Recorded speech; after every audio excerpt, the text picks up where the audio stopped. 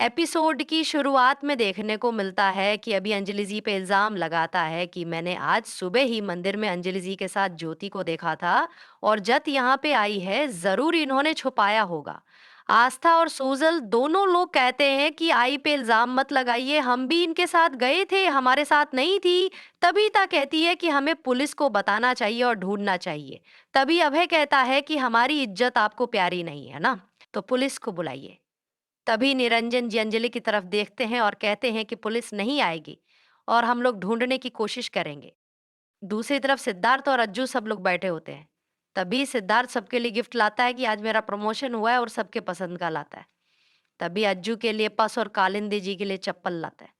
यहाँ देखने को मिलता है कि निरंजन जी अंजलि जी पे बहुत गुस्सा करते हैं और कहते हैं कि बेटी तो बोझ होती ही है, बेटी को बताना आपकी जिम्मेदारी थी कि पति ही उनका घर होता है और इतना बड़ा नाक कटवा दिया हम लोगों की, अभय की भी जिंदगी खराब कर दी। और साथ ही निरंजन जी कहते हैं कि अगर वो मर जाते तो मैं रो लेता, कम से कम भाग के मेरी नाक कटा दी।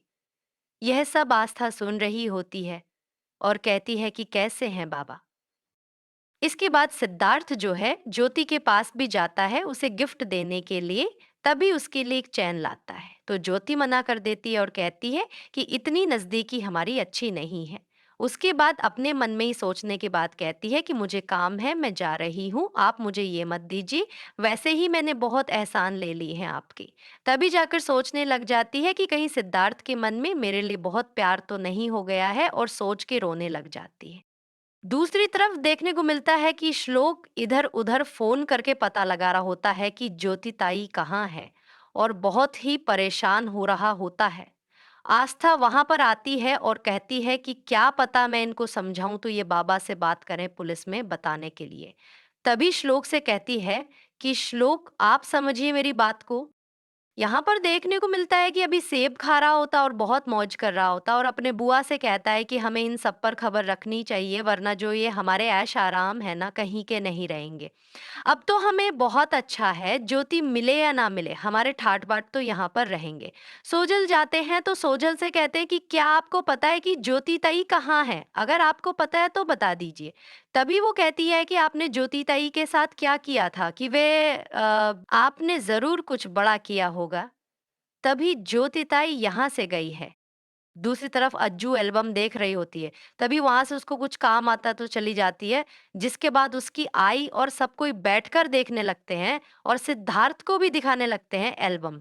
तभी ज्योति आती है और एल्बम लेके जाती है कि मैं मुझे देखना है एल्बम, आप लोग क्यों देख रहे हैं। तभी सिद्धार्थ कहते हैं कि ये एल्बम अचानक से ले क्यों चली गई, क्योंकि आज तक की आई भूल गई थी कि उस एल्बम में जो भी है। फिर आकर माफी मांगती है कि मैंने आज बता दिया, लेकिन कभी ना कभी तो उससे सामने आना ही था। ज्योति, प्लीज तू जल्द से जल्द उसे सच बता दे, वरना उसे बाद में पता चलेगा तो बहुत देर हो जाएगी। आस्था इधर प्रे करती है और अंजलि को देखती है कि बहुत ज्यादा रो रही होती है। उनके पास जाती है और कहती है कि अगर आपकी ममता जागे तो आप रो लीजिए, इतनी कठोर मत बनिए, मैंने आपका सच जान लिया है, आप रो भी नहीं सकते हैं। तभी अंजलि जी वही शब्द बोलते हैं जो निरंजन जी बोलते हैं कि बेटी मर जाती तो अच्छा होता, भाग के हमारी नाक कटा दी है। अब पति का घर ही उसका घर होता है, लेकिन उसे समझ में कहाँ आता है और भाग गई, हमारी नाक कट गई। परेशान होती है, जाती है, श्लोक से कहती है कि श्लोक प्लीज़ आप बाबा से बात करिए कि वो पुलिस को बुलाने को बोले, क्योंकि बहुत ज़्यादा देर होगी। अगर और ज़्यादा देर करेंगे तो क्या पता ज्योति ताई को कुछ हो जाए, लेकिन वो ठीक ही रहेंगी, आई होप। फिर उसके बाद जाते हैं तो पता की जाती है तो ये अपने पर्सनल पुलिस वालों को बोल देते हैं ढूँढने के लिए। साथ ही ये सब अभी सुन रहा होता है। आते हैं तो श्लोक और आस्था दोनों देखते हैं कि अंजलि जी की हालत खराब हो चुकी है, एकदम रो रो कर। दूसरी तरफ देखने को मिलता है